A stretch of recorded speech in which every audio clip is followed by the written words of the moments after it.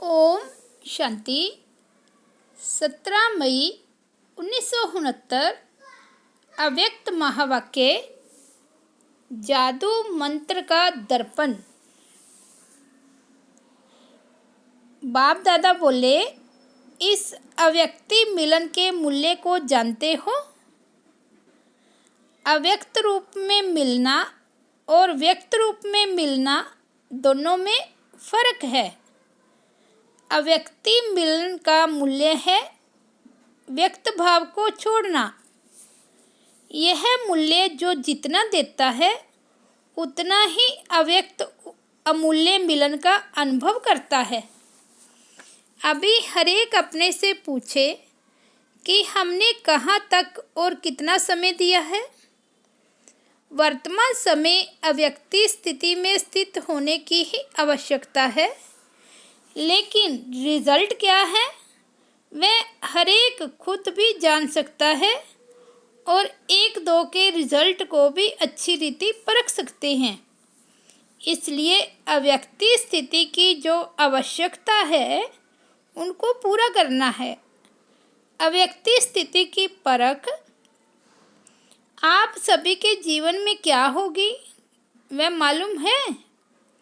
उनके हर कर्म में एक तो अलौकिकता और दूसरा हर कर्म करते कर्म इंद्रियों से अति इंद्रिय सुख की महसूसता आवेगी। उनके नयन चैन उनकी चलन अति इंद्रिय सुख में हर वक्त रहेगी। अलौकिकता और अति इंद्रिय सुख की झलक उनके हर कर्म में देखने में आएगी, जिससे मालूम पड़ेगा ये व्यक्त में होते अव्यक्त स्थिति में स्थित हैं। अगर यह दोनों ही चीज़ें अपने कर्म में देखते हो तो समझना चाहिए कि अव्यक्त स्थिति में स्थित हैं। अगर नहीं है तो फिर कमी समझ पुरुषार्थ करना चाहिए। अव्यक्ति स्थिति को प्राप्त करने के लिए शुरू से लेकर एक स्लोगन सुनाते आए हैं। अगर वह याद रहे तो कभी भी कोई माया के विघ्नों में हार नहीं हो सकती। ऐसा सर्वोत्तम स्लोगन हर एक को याद है। हर मुरली में भिन्न भिन्न रूप से वह स्लोगन आता ही है। मन मना भव, हम बाप की संतान हैं। बाबा कहते वह तो है ही, लेकिन पुरुषार्थ करते करते जो माया के विघ्न आते हैं उन पर विजय प्राप्त करने के लिए कौन सा स्लोगन है? स्वर्ग का स्वराज्य हमारा जन्म सिद्ध अधिकार है और संगम के समय बाप का खजाना जन्म सिद्ध अधिकार है। यह स्लोगन भूल गए हो, अधिकार भूल गए हो तो क्या होगा? हम किस किस चीज़ के अधिकारी हैं वह तो जानते हो, लेकिन यह सभी चीज़ें हमारा जन्म सिद्ध अधिकार है। जब अपने को अधिकारी समझेंगे तो माया के अधीन नहीं होंगे। अधीन होने से बचने के लिए अपने को अधिकारी समझना है। पहले संगम युग के सुख के अधिकारी हैं और फिर भविष्य में स्वर्ग के सुखों के अधिकारी हैं। तो अपना अधिकार भूलो नहीं। जब अपना अधिकार भूल जाते हो तब कोई ना कोई बात के अधीन हो जाते हो, और जो पर अधीन होते हैं वे कभी भी सुखी नहीं रह सकते। पर अधीन हर बात में मनसा वाचा कर्मणा दुख की प्राप्ति में रहते, और जो अधिकारी हैं वे अधिकार के नशे और खुशी में रहते हैं, और खुशी के कारण सुखों की संपत्ति उन्हों के गले में माला के रूप में पहनी हुई होती है। सतयुगी सुखों का पता है? सतयुग में खिलौने कैसे होते हैं? वहाँ रत्नों से खेलेंगे।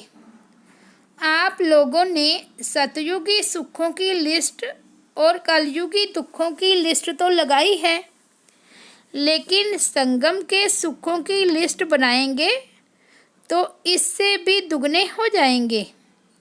वही सतयुगी संस्कार अभी भरने हैं। जैसे छोटे बच्चे सारा दिन खेल में ही मस्त होते हैं, कोई भी बात का फिक्र नहीं होता है। इसी रीति हर वक्त सुखों की लिस्ट, रत्नों की लिस्ट बुद्धि में दौड़ाते रहो, अथवा इन सुखों रूपी रत्नों से खेलते रहो तो कभी भी ड्रामा के खेल में हार न हो। अभी तो कहाँ कहाँ हार भी हो जाती है। बाप दादा का स्नेह बच्चों से कितना है। बाप दादा का स्नेह अविनाशी है और बच्चों का स्नेह कभी कैसा रहता है, एक रस नहीं है। कभी तो बहुत स्नेह मूर्त देखने में आती हैं, कभी स्नेह की मूर्ति की बजाय कौन सी मूर्ति दिखाई पड़ती है। वहाँ तो स्नेह है, वहाँ तो संकटमयी। अपने मूर्त को देखने लिए अपने पास क्या रखना चाहिए? दर्पण। दर्पण हर एक के पास है। अगर दर्पण होगा तो अपना मुखड़ा देखते रहेंगे और देखने से जो भी कमी होगी उसको भरते रहेंगे। अगर दर्पण ही नहीं होगा तो कमी को भर नहीं सकेंगे। इसलिए हर वक्त अपने पास दर्पण रखना। लेकिन यह दर्पण ऐसा है जो आप समझेंगे कि हमारे पास है, परंतु बीच बीच में गायब भी हो जाता है। जादू मंत्र का दर्पण है।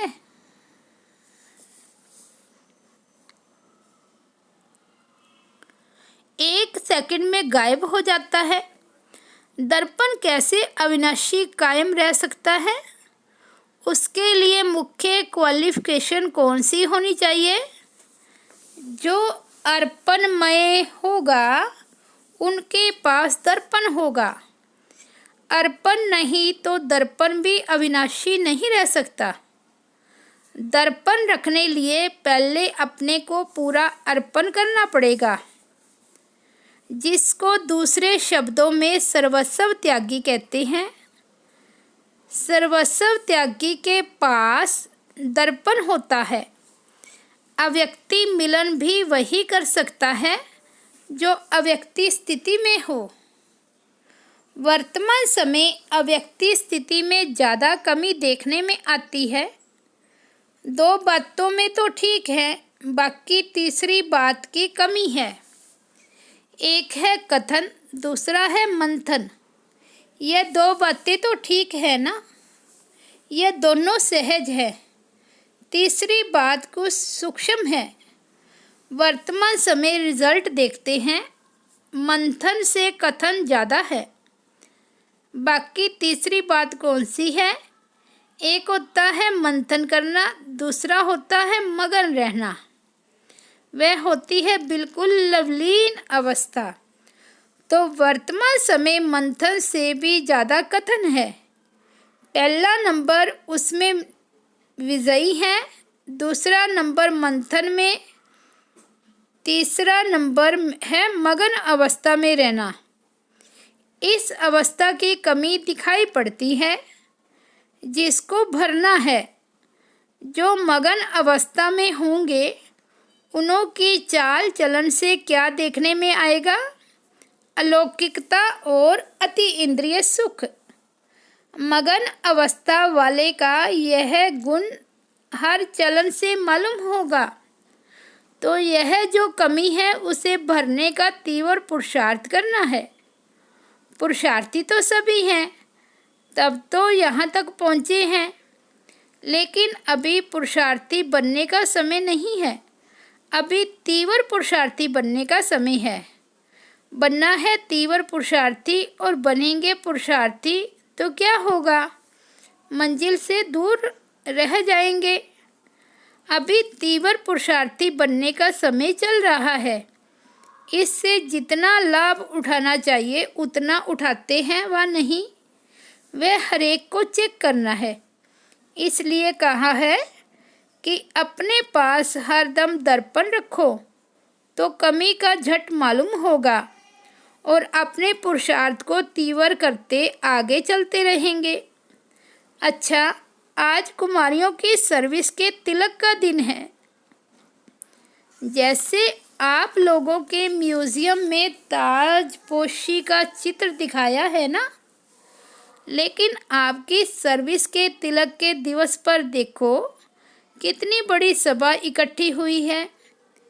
इतनी खुशी होती है, लेकिन यह याद रखना, जितने सभी के आगे तिलक लगा रहे हो इतने सभी आप सभी को देखेंगे।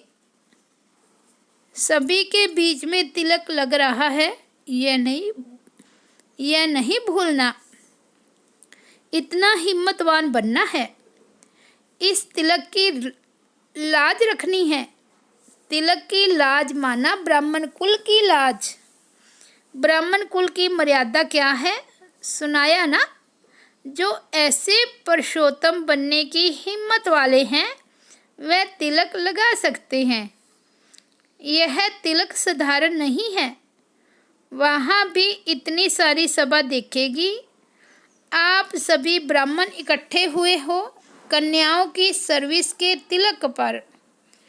सर्विस करने वालों को एक विशेष गुण का अटेंशन रखना पड़ता है। जो ऑल राउंड सर्विस करने वाले होते हैं उन्हों को विशेष इस बात पर ध्यान रखना है कि कैसी भी स्थिति हो लेकिन अपनी स्थिति एक रस हो, तब ऑल राउंड सर्विस की सफलता मिलेगी। दूसरा नंबर ट्रेनिंग क्लास जिन कुमारियों का चलता है उन सभी को बाप दादा ने टीका दे मुख मीठा कराया और बोले, आज सभी से नयनों द्वारा मुलाकात कर ली। दूर होते भी यथा योग्य यथाशक्ति बाप दादा के नज़दीक हैं ही।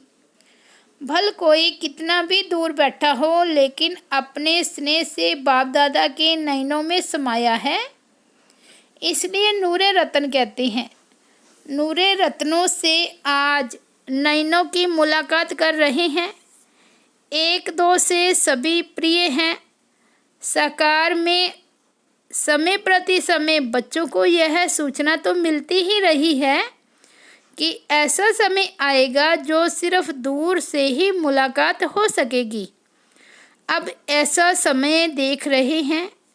सभी की दिल होती है और बाप दादा की भी दिल होती है, लेकिन वह समय अब बदल रहा है। समय के साथ वह मिलन का सौभाग्य भी अब नहीं रहा है। इसलिए अब अव्यक्ति रूप से ही सभी से मुलाकात कर रहे हैं। अच्छा, सभी को नमस्ते और विदाई। ओम शांति।